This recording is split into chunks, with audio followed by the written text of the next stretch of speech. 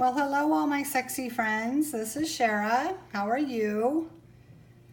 I wanted to pop on real quick to give you a quick video on the June juxtaposition hashtag that's going around. I know a lot of people are being tagged in it, and I know it's open up to anybody. You don't have to be tagged. And I thought I have a little bit of a unique story, so I wanted to share it with you guys.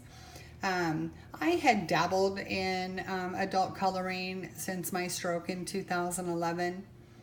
As you know, many of you know from watching my videos, I was left without the use of my dominant hand, my right hand. So I did have to learn to do everything with my left. And I have some use of my right, but I don't have dexterity or anything, so I can't write with it or anything.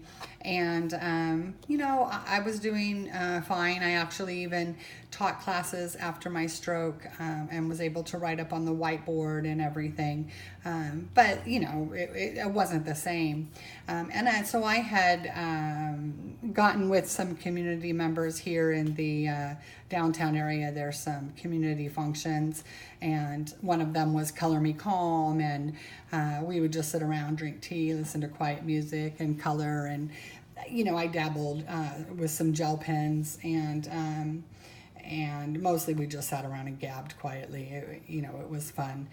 But other than just maybe coloring some Christmas pictures, or I think I tried some watercolor pencils, which was not very successful. I don't even know where those papers are. I really hadn't put much thought into it.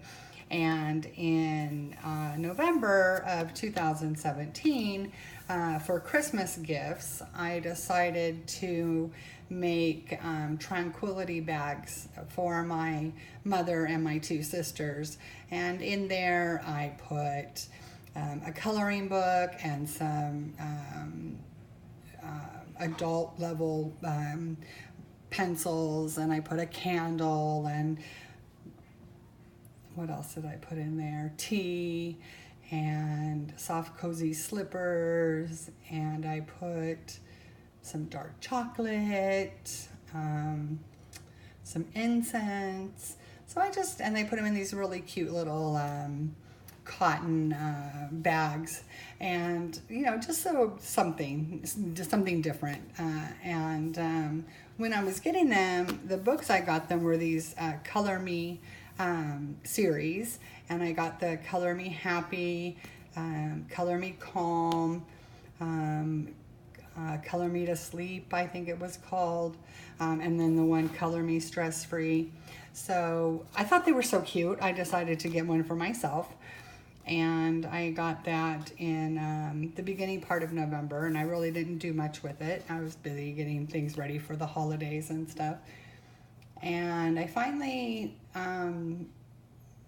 you know, was gonna try to color in it, and I just decided to look up colored pencils. I knew that Crayola wasn't the best, and they were pretty hard, so I just started looking, and I found a set of Prismacolor Premier, a set of 48 for like 20 bucks. And I thought, well, that's not too bad to pay for a set of pencils. It was more than I had ever spent for a set of colored pencils, but I thought, you know, I'll get them. And I think at that point I had started watching videos. Maybe I watched videos for some music to play in the background or something. I honestly can't remember why, but I had used YouTube to put on some meditation music before, and it may have just been that's how I happened to find some videos for coloring. So I ordered my first set of pencils on November 26th, and I think it was November 28th that I colored my first picture, and it was this one. So I did okay with the use of color here. I really lost touch here with it all together. But the funniest thing that I want to point out here is that to get effects that I was learning on YouTube, I just went around and erased. I erase to get my my gradients or my highlight, or to show a darker area, I would erase around it. So I thought that's pretty funny. And it looks like I think I went around this even after I had colored other pictures and discovered the erasability of it, and then came back and erased it. So this was one of my very first ones, and mostly I noticed my use of color wasn't the greatest. I know that when I got those Prismacolor Premier pencils, my favorite colors were the aqua and the aquamarine. I just loved them. And so those are the ones I wanted to color with first, but and I've always liked pink, and I just thought it was kind of funny how I chose colors. I don't think I really paid attention. And then this was the second one I did a couple of days later, and well, this one's just a hot mess with color, and that erasing thing, that is just so funny to me. I forgot that I had done that. And I remember going through erasers like crazy, because not only did I make a lot of mistakes, you know, and I get it, I'm not putting myself down. I wasn't just learning technique, I was actually learning physically how to put color on paper with my left hand. And this was the greatest thing for me, to get more dexterity with my hand and to get better. I actually color better than I write, because I've practiced coloring more than I've practiced writing.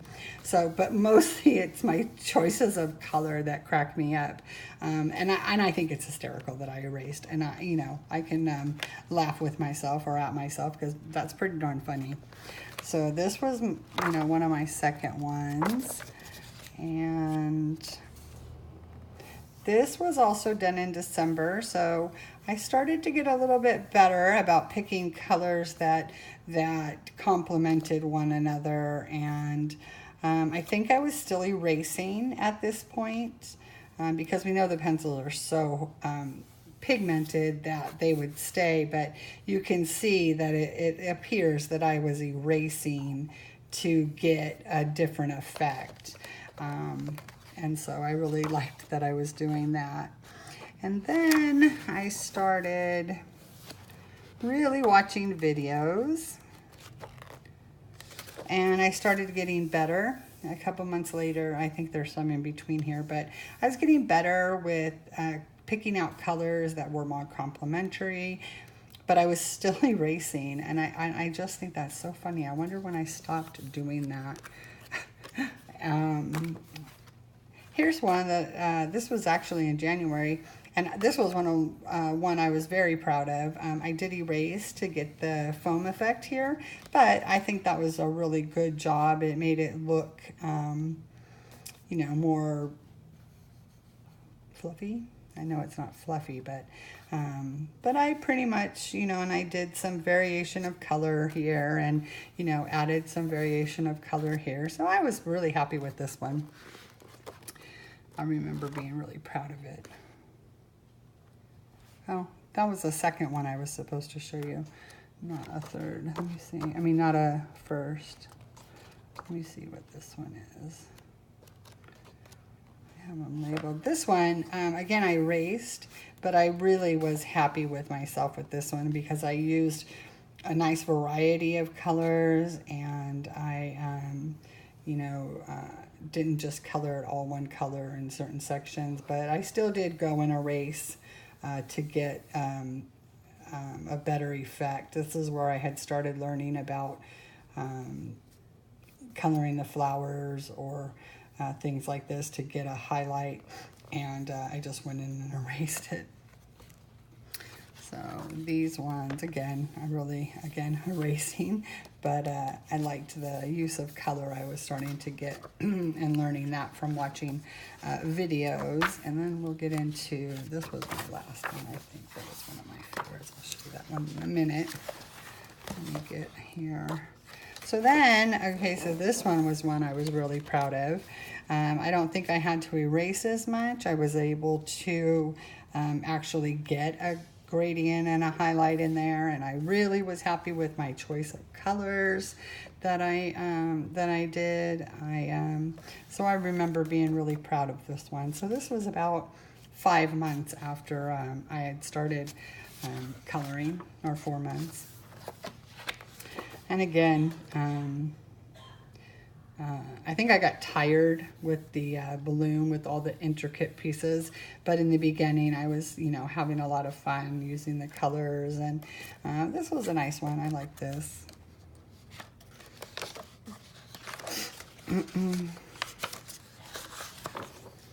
Here's one, and I really liked, I did a little texture effect back here. It doesn't look like I erased as much.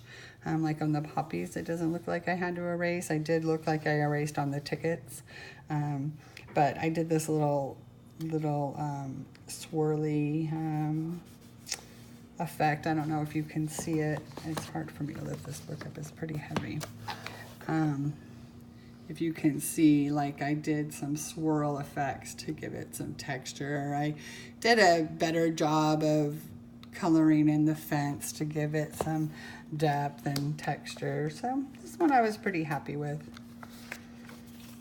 Again here, I think I was still erasing at some point, but I was understanding the curve and how to, I think I had been watching Erin by this point, and I was actually practicing coloring the Christmas ornaments that she has a couple of videos on. But I think the last one that I did in this book was this one, and this one I was extremely proud of. I chose my colors well. I did some effects with the light, and I did a background. I really like that I did a gradient on these plants, and did some, you know, did the 3 technique here, the 3 colors. So I was really paying attention and trying to put it into practice. So I had a lot of fun with this one, and it was one of my prides at that time. I felt really good about myself. One thing that I didn't know is I couldn't understand why I couldn't get any more done, and it was because I had probably erased, and I was getting, I was filling up the tooth and didn't realize it. And, you know, the Prismacolors are very waxy. And so it was things like that I was starting to learn about while watching Erin. So that was really cool. So that's where I was. And I want to get it to my very first picture, because this was my very first one. And now I feel these are the ones that I've done recently. This is, I can, you know, I'm dabbling in skin tone and shadowing. This one I even added a little bit of a nose and a little deeper shadow. I went a little bit further than I had in the past. I kind of wanted to do a different kind of technique with the background. I still struggle with backgrounds and end up ruining the whole picture, so I tend to take photographs of my work before I do a background. That way, if I screw up the background, I still can post a picture of the main subject. So you know, I don't have to erase to get the highlights, or you know, to show a curve or anything. I don't have to do that anymore, so that's really nice, and I really like the choice of colors here. And then this was for the HK5 project, and again, you know, I can't remember why I had to cut it out. I think it's because the way I wanted it in the background, I wanted it to be all the way up, and I knew I was only going to be able to get that by putting it on top of it. So I wanted this, you know, kind of a psychedelic or tie-dye kind of look in the back, and with glitter and everything. I have glitter bubbles in here, and so I definitely experiment with other stuff. I have fun with that. This has got some glitter mist on it, and I really was happy with the color choice for the fish itself, and then going completely different with the background, and I thought it just looked really cool. So that was one I really like. And here I used markers, and I used Copics with these, and I am learning Copics. I'm learning markers in general. I still struggle with them a little bit, but I felt pretty good about this one. I took my time. I did do some pencil on top. I think her hair was done mostly with pencil. And, you know, I tried to get some texture and some different colors. So, you know, I had fun with this one, and I liked the background that I did a real choppy background. And then this was the last one I did, and this one I just finished yesterday, and this was for the glitter for pickle, and so it's glittered up like crazy. And but I had a lot of fun, and I didn't have to erase to get my my highlights. That was all done just by my pencil strokes, so that was kind of cool. And then I did hand pencil in the background, and I'm getting much better at that, much smoother. And I think that as I go on, oh, I missed a whole spot here. That's pretty funny.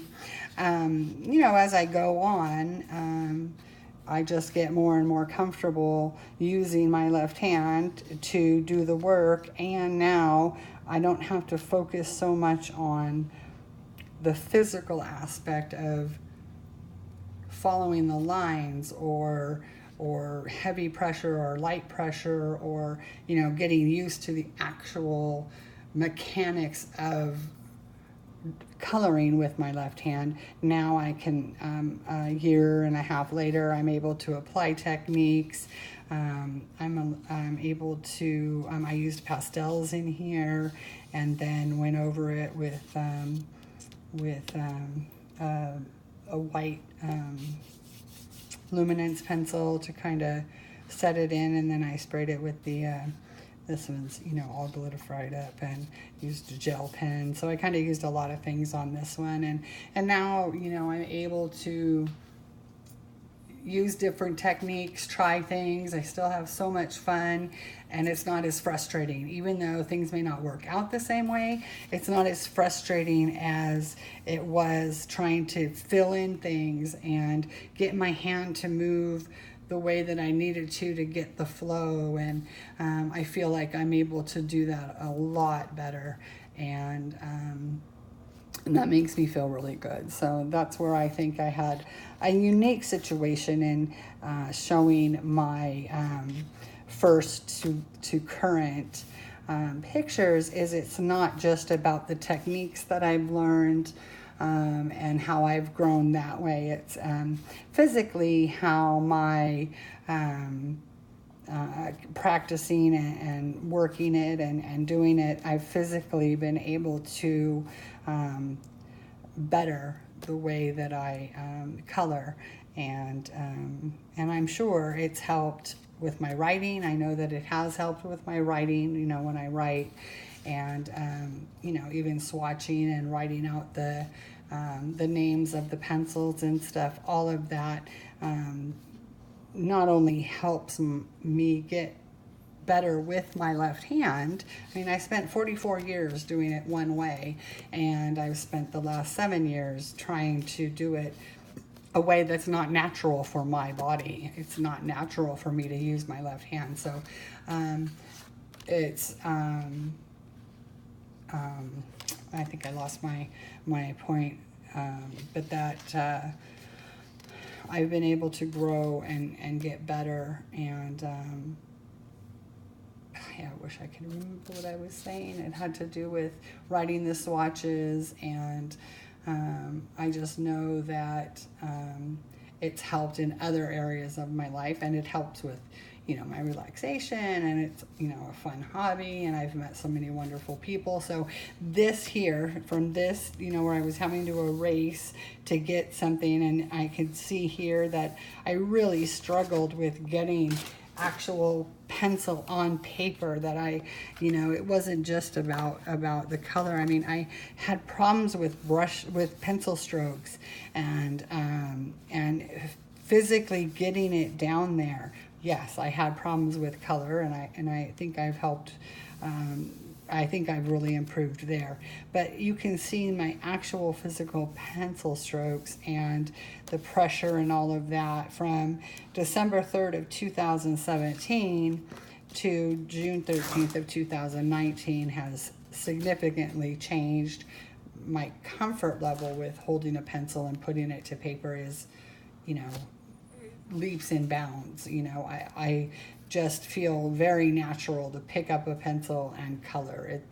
There's never a frustration of the physical mechanics of doing it because it just feels natural. So that's really cool, and that makes me really happy. So I kept this book for quite a few months. I think I had it for 4 months before I bought another book, and I think the next one I bought was a Creative Haven mandala book, which I have not colored in. I think I may have colored half of a picture, and then I started seeing the fun books that really appealed to me, and I think the very next one I bought was Twisted Tutus, and I bought Twisted Tutus, and I think it's called Little Sweethearts, and those were fun.